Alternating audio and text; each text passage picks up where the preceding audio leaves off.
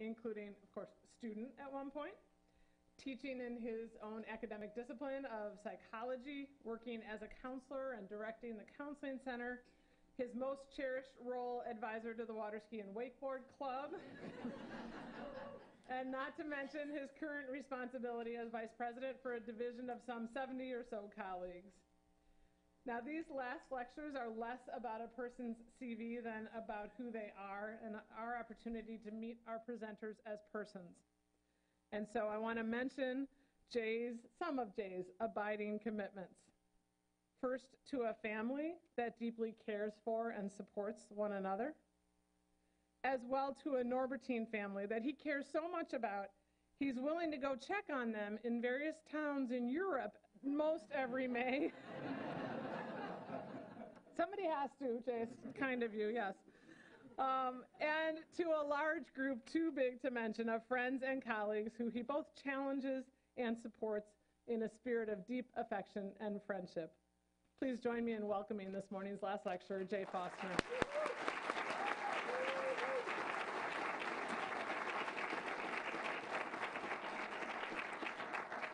Thank you, Julie, and thanks everybody for coming. It means so much to me. So like everybody who's stood up here in this space, I finally received that dreaded email. That perfectly worded, incredibly inviting, and carefully crafted email from Julie Massey asking me to present a last lecture. And my heart sank. How could I possibly say no to someone who I've gone to literally hundreds of times to ask for favors, to request that she add something to her already full plate, to beg for advice, and at times even forgiveness? Well, originally I found it in myself to say no just fine. I wrote and said, even though this feels a bit uncomfortable, I already have a number of presentations scheduled, so please find someone else. That wasn't until late one night I woke up with a heavy heart. And in the world of psychology, we call this cognitive dissonance. In the world of Catholic theology, we call this a guilty conscience. And in the world of morale building with people who technically report to you, we call saying no to an invitation like this just an incredibly stupid move. But something else happened that night. For some reason, the title of my talk came to me. The Narratives of Our Lives, Why We Dare to Love. Decent title, I thought, so why not go with it? Say I'll do the lecture and try to make everyone happy. Until about a month after I said yes. Well, I had that title, at least the title that I thought was kind of cool and interesting in my head. I really had nothing to say. And in fact, I couldn't even figure out why the title popped into my head in the first place. So I thought if I just gave it a little time, something would come to mind. Something that was going to help me understand what was going on in my subconscious. It was around that same time as I started to get a bit anxious and maybe even panicky that I began to have second thoughts. Then, to make it worse, I made the mistake of reading a Wall Street Journal insert. How embarrassing, I thought. Everyone is talking about love, even Miss Piggy. All right, if Miss Piggy has something to say on the topic, I certainly should be able to come up with an idea or two. So there I was, about a week after reading Miss Piggy's column, in Europe with the honor students on the Heritage Tour, sitting on the back of the bus. For some strange reason, no one could find a picture of me sitting, but I was actually sitting. For those who are on the Heritage Tour, it's an inside joke. But I was sitting on the back of the bus trying to formulate even a couple of coherent thoughts. We were going through the Alps, snow-covered and beautiful, peaceful. I thought, this is the place I will be able to figure out what's going on. After all the students on the bus were completely sound asleep after staying up the entire night before doing who knows what. And quite frankly, I didn't want to know, so we were all in good shape. So a long, quiet bus ride will certainly bring some ideas to mind. Until the first thing that came to mind was Tim Flood's voice telling us from a previous tour how the Alps formed, why they were shaped a certain way, and give me a break, how do I get Tim's voice out of my head? Now, you might think I'm making this up and kidding. Well, let's just pause for 10 seconds. If people wanted just a real quick explanation about why the Alps are here, you have to do it, otherwise put your headphones on.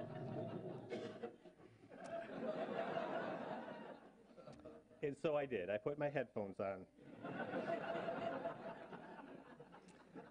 But it finally happened. Once I allowed the beauty and magnificence of the mountains to take over my heart and mind, I started to realize something.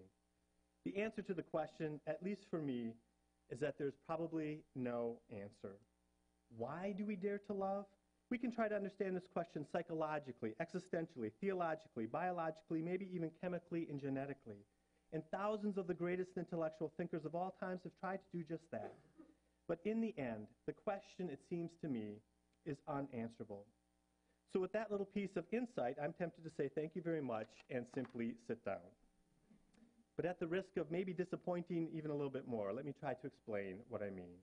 And to do that, I'm going to use the life story of someone who also struggled with the question about why we dare to love, one of my favorite authors, C.S. Lewis. I use the life of C.S. Lewis and actually some clips from the movie called Shadowlands to help me illuminate my thoughts. This celebrated film features Anthony Hopkins as C.S. Lewis and Deborah Winger as Joy Davidman Gresham, the woman Mr. Lewis eventually takes as his wife. Now, why the life of C.S. Lewis? First, the story of Mr. Lewis is one that many of us may not only relate to, but may actually be living. Mr. Lewis spent a good part of his time at Oxford University, living the life of an academic. But second, movies are designed to tap into the story of our lives. It's what makes them so powerful. By tapping into the story of C.S. Lewis, we might be able to tap into our own story. And finally, while I stand by my statement that there are no answers to the question why we dare to love, I do want to give you the conclusion of my talk and then go back and tell you how I get there. My conclusion is not the narratives of our lives why we dare to love. Instead, my conclusion is actually we dare to love because of the stories of our lives. We dare to love because of the stories of our lives. Well, for those of you who may need to already, please feel free to go to the Alps. But for the rest of us, let's begin. C.S. Lewis, while a great thinker, was no different than many of us. Like it or not, want to admit it or not, our experiences, the stories of our lives, shape our thoughts and feelings. Our family, our friends, our jobs, our education, our community, everything that feeds into our story, everything that touches our hearts and minds, everything that we hear and see and experience, shapes how we will respond, shapes how we understand life, shapes how what I often call our automatic pilot, that is our instantaneous reaction to events of our lives. Just think about the last time someone said something to you and you instantly thought, great idea, or I can't believe you actually think that way. Why do some of us lean toward being more conservative and others more liberal? Why do some of us avoid feelings while others are gushing all the time? We could ask these questions forever. And sure, while genetics play into our personality, there is no doubt that our experiences shape us greatly as well. Some biographers of C.S. Lewis suggest that for a significant part of his life, he tried to deny that experiences shape who we are and how we understand life. He thought of himself as an intellectual, and he mostly stayed in his head. That worked for him. He was on the lecture circuit. He was telling people what they wanted to hear. He had come up with some somewhat black and white, some might even say easy answers to difficult questions. And he was convinced that the answers to these hard questions were true. But even his closest friends, especially those who he taught with at Oxford, would often tell him Jack. By the way, at a young age, he decided he didn't like his real name, Clive Staples, a.k.a. C.S. So he gave himself the name Jack, and that name stuck with his family and friends. They would say, Jack, your answers are far too easy for life's complicated questions. Well, I'll let you see if you agree or not as he gives a lecture about suffering. Yesterday, I received a letter that referred to an event that took place almost a year ago, now, December the 4th, 1951. My correspondent hadn't forgotten, I doubt if many of us have. That was the night a number 1 bus drove into a column of young Royal Marine cadets in Chatham and killed 24 of them. You remember? Now, the letter asks some simple but fundamental questions. Where was God on that December night? Why didn't he stop? Isn't God supposed to be good? Isn't he supposed to love us? And does God want us to suffer? What if the answer to that question is yes? See, I'm not sure that God particularly wants us to be happy. I think he wants us to be able to love and be loved. He wants us to grow up.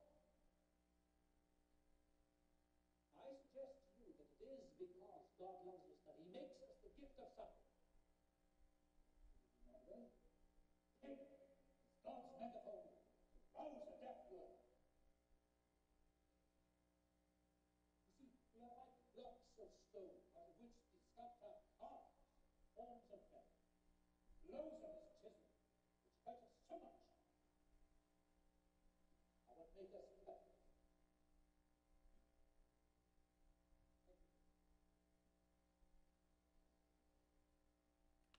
So here is C.S. Lewis talking about pain and suffering. His answer, grow up and suck it up. The reason for suffering, he says, is the way God wakes up, rouses up a deaf world. The problem is at this point, C.S. Lewis has not really allowed himself to experience life, or maybe more specifically, the pain and anguish that can sometimes come from life. He sheltered himself from any experience, including thoughts that might bring him to a place of hurt and, might I suggest, suffering. Let me be more specific. Even though he had at least one painful experience in his life, the death of his mother when he was 10 years old, he shut himself off from those feelings and the feelings of any difficult experiences. Now he was getting older, living with his brother, had a regimented routine, and buried his head and heart in his books. In fact, even his students often accused Mr. Lewis of never asking a question if he didn't already have an answer in his head.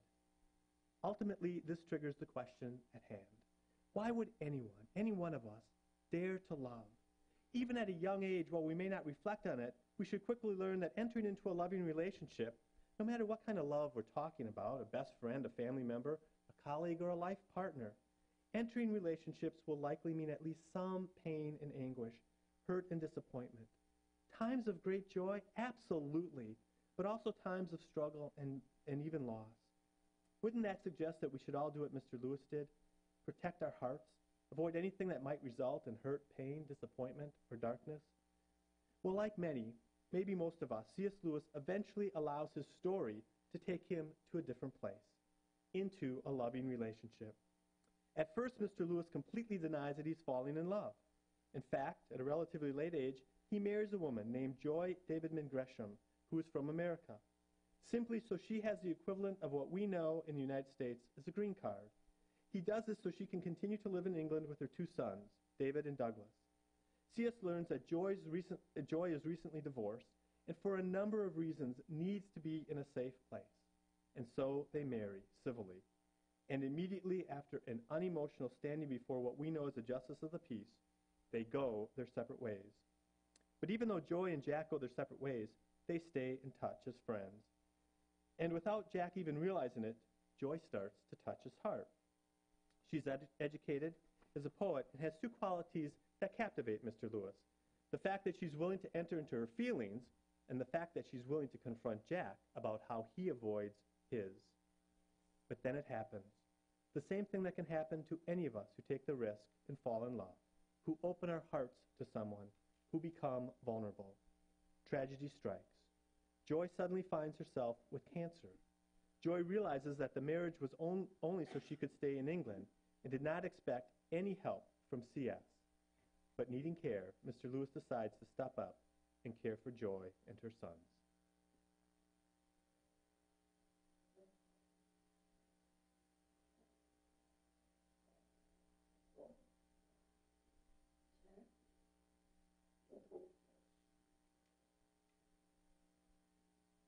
He's staying with us.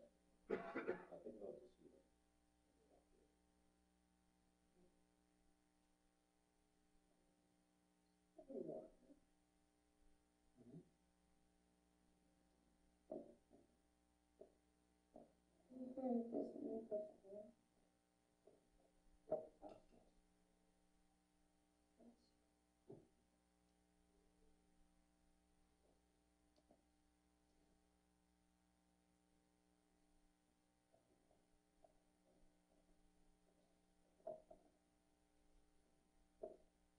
Sorry, Jack.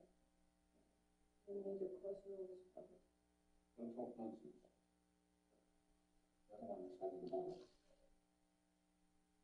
What I mean is, you don't have to take care of me. No? Well, who do you expect to take care of? You know what I'm trying to say. But who else should take care of it but me? And my wife? Jack, And I should adopt you.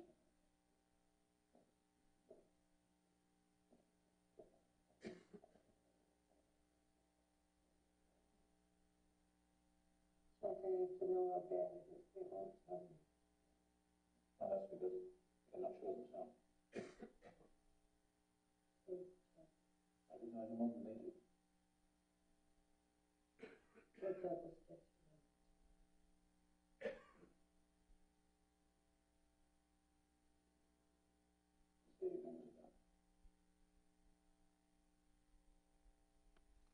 If we turn to evolutionists, they tell us we love to bond and bond to survive.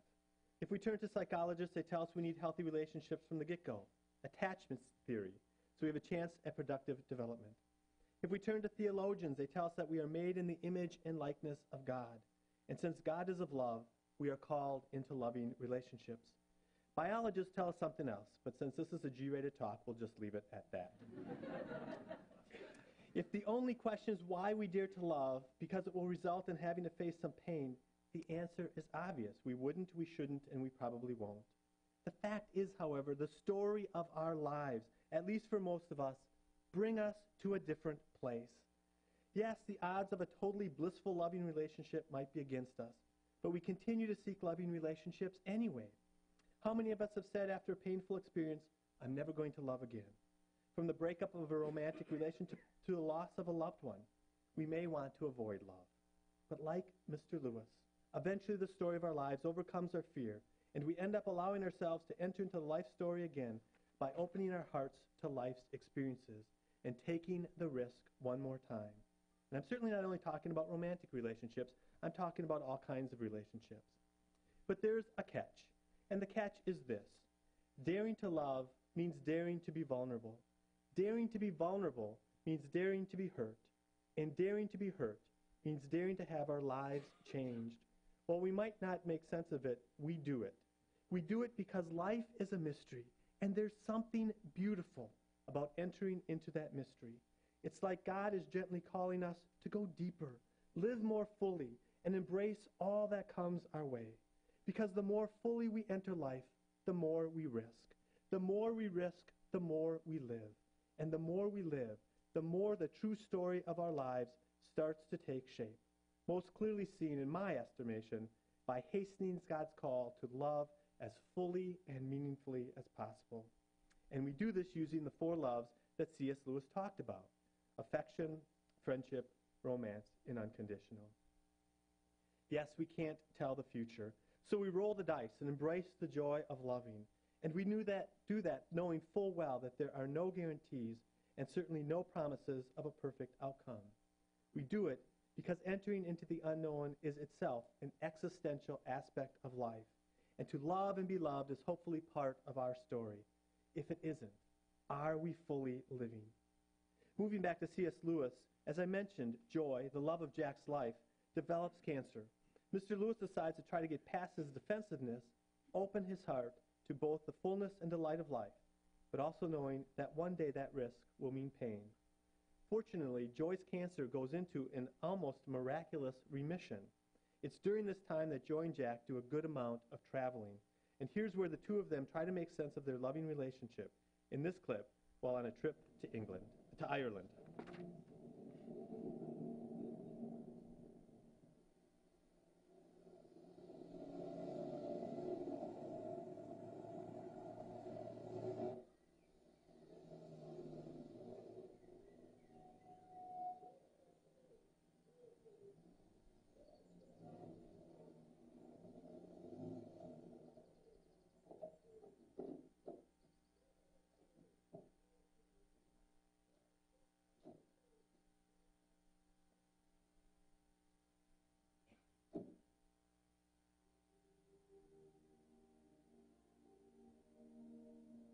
That's it.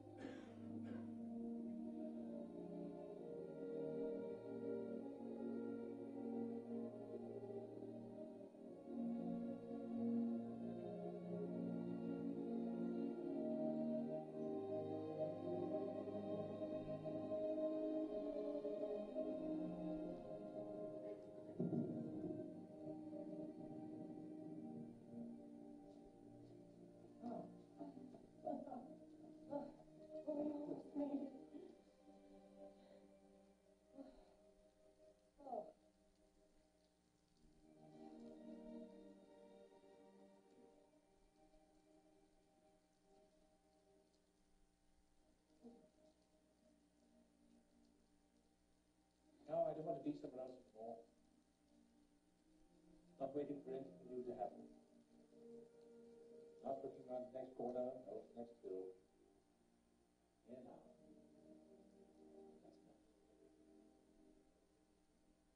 That's your kind of happy, isn't it? Yes. Yes.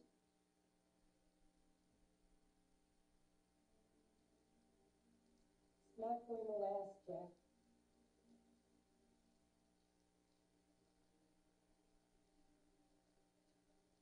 Shouldn't think about that now. That's not spoiled something. It doesn't spoil it.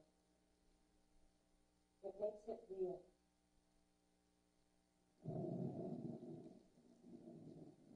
Let me just say it before this rain stops and we go back. What is there to say? That I'm going to die.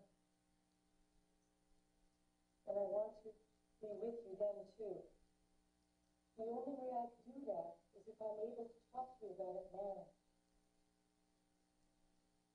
Well, then it's about it. What about it? No, I think it can be better than that. I think it can be better than just managing. What I'm trying to say is that the pain then is part of the happiness now.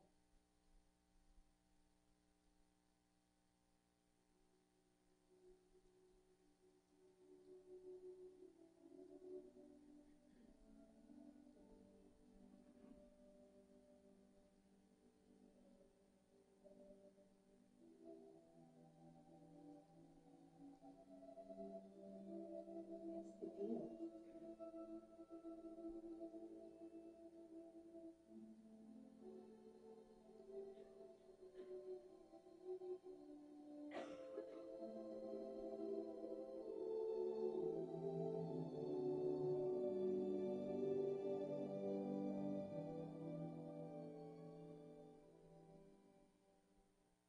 I'm sure we can bring Jack and Joy's experience into our own experience. For Joy, she made sense of the pain with a simple phrase, because that's the deal. But at this point in their relationship, Jack's not there. In fact, once Joy passes away, the very friends at Oxford who previously accused him of simple answers for difficult and complex life challenges find themselves making the same mistake. Here is C.S. Lewis gathering with some friends at Oxford. Good evening, Jack. Yeah. I wasn't as comfortable as I thought I would. Life must go on. I don't know that it must have, but it certainly does. I'm sorry, Jack. We're all good for the same. Thank you for the reason. Anything I can do? Yes, just sometimes it's all for the best, that's all. Only God knows why these things have to happen. God knows, but does God care? Of course. We see so little here. We're not the creator. No. We're the creatures, aren't we? We're the rats in the cosmic laboratory.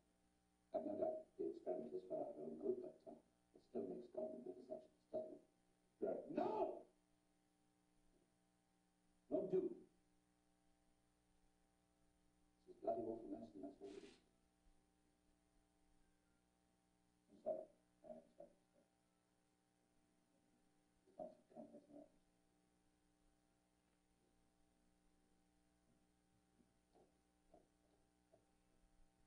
So Jack tries to work through the grief, tries to understand, tries to make sense of a world that has gone upside down.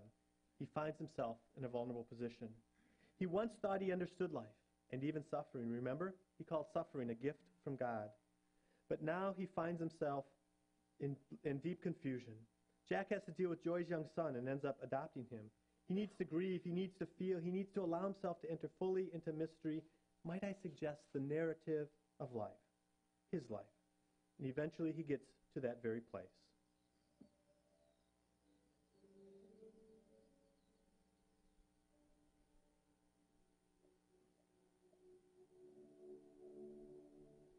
Hello. Who are you? You're my tutor this term. Am I? Check. Right.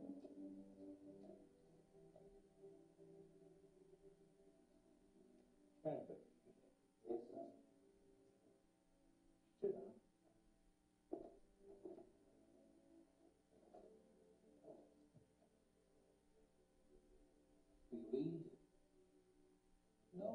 after all. Do you think so? Well, I hadn't thought of it before like that, sir. No, no doubt.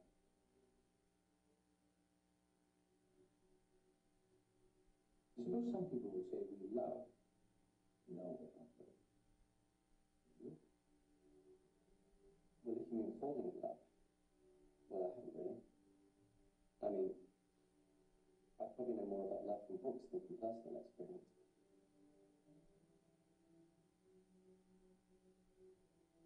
Go on. I'm listening. Well, I don't think any of us want to hear that. Why love if losing hurts so much?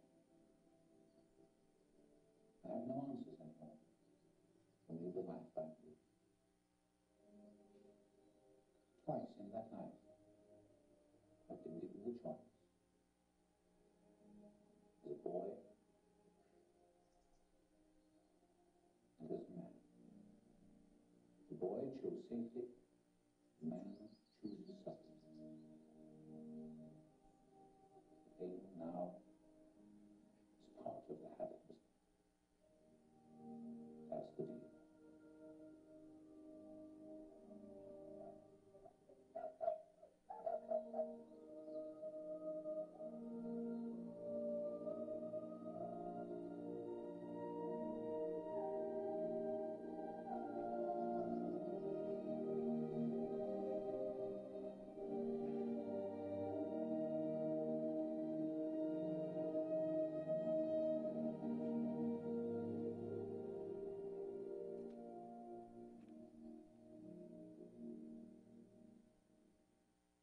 So let's do a quick review. Jack knew that he was entering into a relationship that was not going to bring him happiness for long. He didn't fall in love with Joy before her diagnosis. Well, at least he didn't admit it. He fell in love with Joy after her diagnosis. And knowing full well that time was relatively short, he did it anyway. Against everything he had done or thought up to that point, against all his defenses, against his lifestyle and even his understanding of what it means to be human. He opens his heart, takes a risk, becomes vulnerable, and what does he get? Some may say that he got nothing but hurt and pain. But I say that because he allowed himself to enter into his story, to enter into the mystery and messiness of life, C.S. Lewis got everything. Joy touched the life of C.S., giving him new understanding, new awakenings, a new approach, including how he understood his relationship with God. There are no more suffering as a gift from God comments. Instead, he allows himself the ability to journey with God, realizing that he doesn't need to know all the answers. He doesn't need to live in his head. He doesn't need to hide behind his books. But maybe importantly, Jack discovers that there's an entire life that he was avoiding, or at least missing. He realizes that by trying to deny the experiences of his life, by trying to avoid the pain and suffering that only existed so God could rouse up a sleeping world, he was not actually living. Yes, we dare to love because we dare to live. And if we dare to live, then we must dare to take risks, to open ourselves up to what life might bring our way, the narratives of our lives, because that's when we experience life fully. That's when we enter the beautiful joy that life can bring us, because, well, that's the deal. So you might be asking, why this topic for my last lecture? Because while I'm horrible at it and fail miserably, my head and my heart tell me in the end, love is all that matters. We can be great intellectuals in our field of study. We can be peacemakers, can raise money to do great things. We can make great discoveries, even be superheroes. But until we reflect on the story of our lives and then enter it fully, we're not fully living, especially when we defend against being loved and giving love. Like C.S. Lewis, if we're not reflecting on the stories of our lives, we can miss it. We can miss the richness, the beauty, and the joy of what life and our God bring our way. We gain so much simply by acknowledging our personal narrative. So what about my life? Well, it wouldn't be a last lecture now, would it, without a family photo? Now, many of you probably know that it's been a good deal of time, or that there's been a good deal of loss in my life these past few years. Like Jack, it had been a long time since I lost someone close to me, either through death or just when a relationship ends. And maybe that's the subconscious in me, why I chose this topic in the middle of the night a few nights ago. So it was late August 2009. My mom's health was failing, and as her medical power of attorney, I had to make the decision to put her on hospice. Her sister was put on hospice the exact same day in the exact same hospital. Her sister died 24 hours later. Maybe that's why my mom, only 48 hours after I put her on hospice, that she had a massive stroke. In the emergency room, the doctor asked me if I wanted to give her a drug that would certainly give her some relief. I told him that we just put her on hospice and maybe it was time to let her go. The doctor just agreed, so I gave permission. My mom responded immediately to the drug, sat up and regained almost all of her abilities, except the ability to speak. Now I know, should I make it to heaven, that I will be getting at least one more talking, maybe scolding, from my mom. You see, after the doctor gave my mom that drug and she sat up, and after we realized she couldn't speak, the nurse asked me in front of my mom a very simple question. Was she able to speak before? Now my emotions were running a bit high, so jokingly I said, constantly.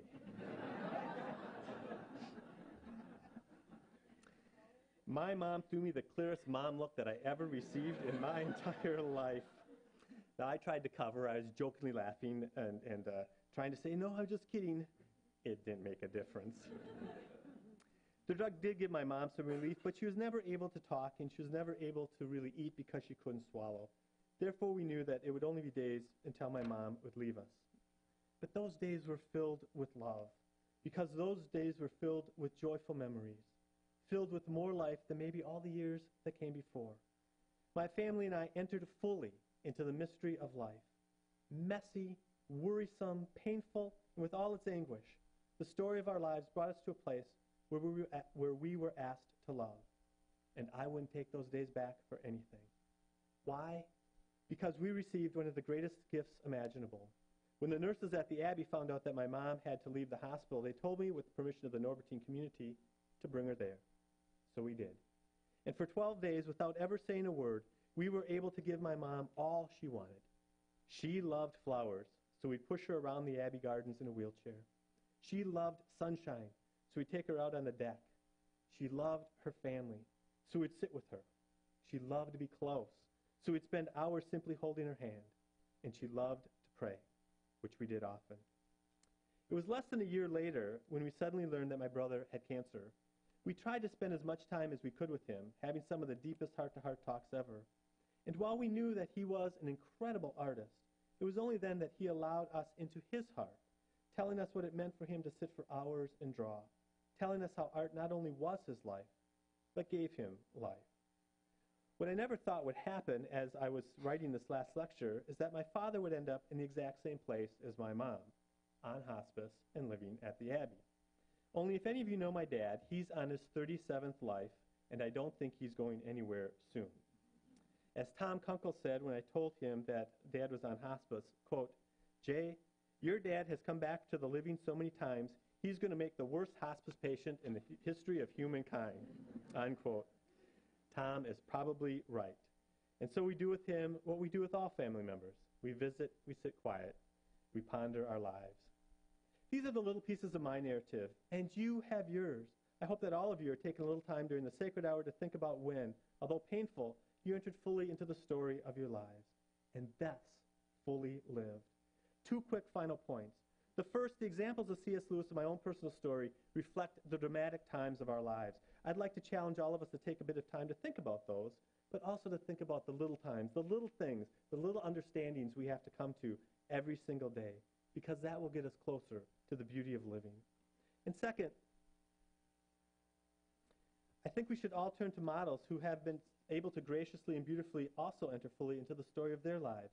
I think of Pope Francis, who starts with love and welcome, and then talks about rules and regulations. I think of Dorothy Day, who did her best to embrace the pain by trying to alleviate it, at least for those who came her way. I think about Abbot Pennings, who simply said, "Let us love one another." And then I think of Jesus, who entered life so fully that he gave his life out of deep love for us, people he didn't even know. What could be more fulfilling and life-giving than entering life so fully, including the pain, that someone would choose martyrdom?